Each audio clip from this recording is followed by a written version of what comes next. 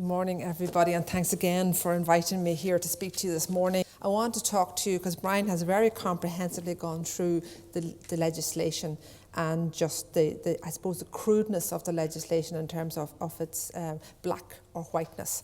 What I want to talk to you about is prevention and intervention and what we do in Garda Siochana to engage with yourselves and also with young people, because I think that's that grey area that Brian spoke to just earlier on. I suppose I'd like to cover three areas if I could: the Garda Schools programme, I'd like to cover the diversion programme and restorative justice as part of that, and then I'd like to provide you with some suggestions that on how schools and ourselves can perhaps work together to create awareness of how to deal with the potential harm, including the whole area of breaking the law of sexting among children of school-going age. So I think I'll just start off, maybe if I can just say to you, many of you probably know this already, but the Garda Schools programme is in being since 1991. And we work very closely with the Department of Education and Skills. And again, Simon, great thank you to Simon for all that hard work that he has done with us over the last number of years. But essentially what we have is a cohort of Gardaí who are trained specifically to go into schools to deliver the Garda Schools programme. And essentially what we're trying to do is, in that programme, is to promote personal safety among young people, both of primary school and secondary school going age, to promote also pro-social behaviour. So that brings in that whole respect for others and the whole area of sexting, as we're talking about this morning. And then, of course, clearly a third dimension to that is to build a good relationship with ourselves, so that when issues come to rise, that it's not that we can deal with it through an intervention methodology as opposed to the criminal courts. And on that, I suppose the big ask of the UN Convention on the Rights of the Child is that bringing children into the criminal justice system is a last resort as opposed to how we might deal with an adult. In that regard, we have two, I suppose, programmes that we run with yourselves. The first one is Respectful Online Communication, and that's targeted at primary school. And the second one is the Connect with Respect programme, which is targeted at the secondary school population. And both of those are attempts to address the challenges social media and the internet present to young people and to those of us tasked with keeping children safe from harm. I suppose my own role as director of the diversion programme, I'm a statutory function under the Children's Act. I am appointed by the Garda Commissioner. Those of you that are familiar with the Children's Act, and it's interesting that the Children's Act seems to get sidelined, not intentionally might I add, from all other legislation, but we're lucky in this country that we have the Children's Act. It is what I would interpret as a hybrid type of a piece of legislation, which gives us a lot of scope in how we actually deal with young people and children, and particularly from that prevention-intervention ideology or perspective. Clearly, as Brian said, there are two options. Obviously the courts is the adversarial court option is the one that we're most familiar with, but also the diversion programme is a parallel process. It's not an alternative to court, and it has legal standing, and it was enacted as part of the Children's Act in 2001, and that my role as director was created as part of that legislation. It's essentially predicated on the idea of a caution, and that is that the Garda Siochana run this programme. We have 123 juvenile liaison officers. I'm sure many of you are familiar with them through your schools throughout the country, and they have a statutory remit to deliver what we call a caution, and there are a number of different cautions. What the legislation provides for what is called a formal caution, which brings with it a period of supervision, and I'll talk about that in a minute. There's an informal caution, and that generally is for low-level offending, and it can include texting, sex texting, and a sort of a criminal behaviour that would be of a sexual nature. And also then we have our restorative approach, and all our approach to young people is that we actually work on harm reduction, and what can we do to resolve the harm that we've caused to somebody else. The criteria for admission to the programme is that the young person must be under 18 years of age. And I think it's really important to bear in mind that that the audience we're talking about are children. So that in itself brings a whole different, they're a vulnerable group, and it brings a whole different perspective in terms of maybe the black and white aspect of the legislation. But the young person must accept responsibility for the alleged offending behaviour. If they don't accept responsibility, unfortunately, I can't consider them for admission, because that's the ask of the legislation. And also they must agree to be cautioned, and where appropriate, they agree to be supervised for a period of up to 1 year. And I suppose you'll be interested to hear, well, how do I make the decision, and what do I take into consideration? Because effectively, I am I am in law the decision maker as to whether a young person is accepted into the diversion programme, or they actually take their chances before the courts. So I suppose for me, my function is to consider the nature of the offence, the child's best interest, or what's in the child's best interest, the interests of the victim, the interests of society. I take into consideration, because clearly there's an investigation from the Garda side, the views of the investigating officers, the views of juvenile liaison officers, which are really, really important, because they're the people that go and meet the young people and their parents or guardians. The attitudes and views of the young person themselves. So what are they saying about it? What's their voice? How did it happen? Why did it happen? Whether they actually made an apology, or whether they're actually sorry for their behaviour, and what they might like to do to try and make some sort of acknowledgement to the person that they actually have allegedly harmed. Whether or not something can be done to actually repair that harm, and then the child's previous involvement in the programme, because the legislation is very specific. It's any child for any offence. There's no offences that are, that are not to be referred. All offences right across the criminal spectrum must be considered. And also then, if the young person is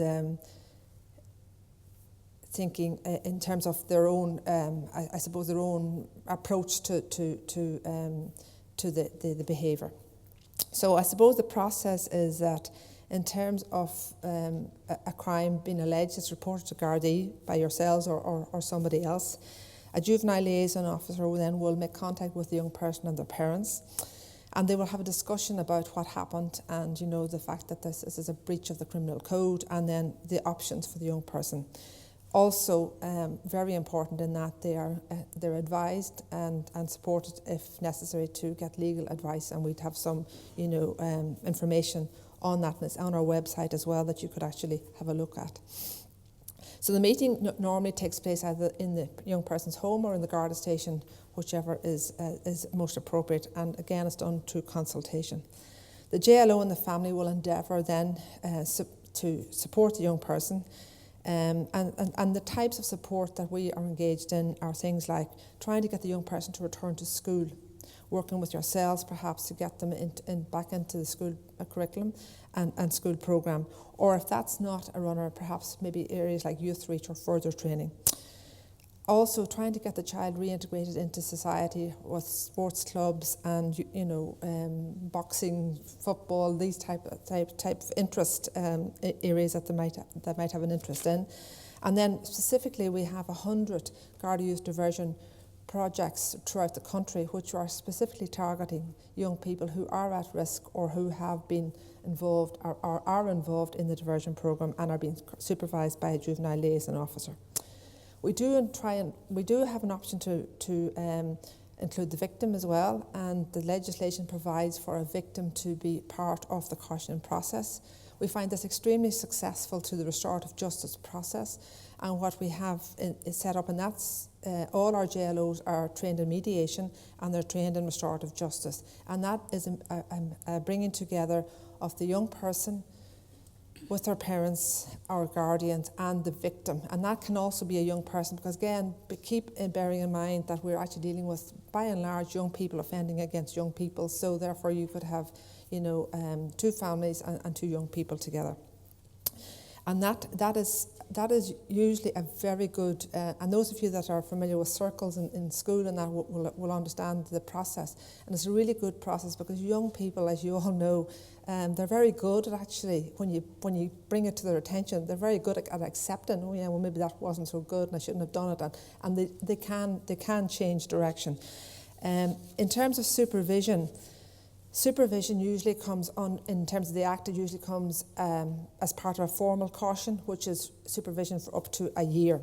And again, the aspects that are considered there in terms of my decision making as to whether it'll be a formal caution or otherwise is that the seriousness of the offending behaviour, the level of support the child might have, and not at home, but in other areas like school and the wider community, and the likelihood of the child continuing to offend, so that we perhaps, again, always trying to divert. The whole method and the whole philosophy is to divert the young person from further offending. And then indeed any direction that I might give myself to the juvenile liaison officers, so that they can actually maybe work with other extended groups to support the young person.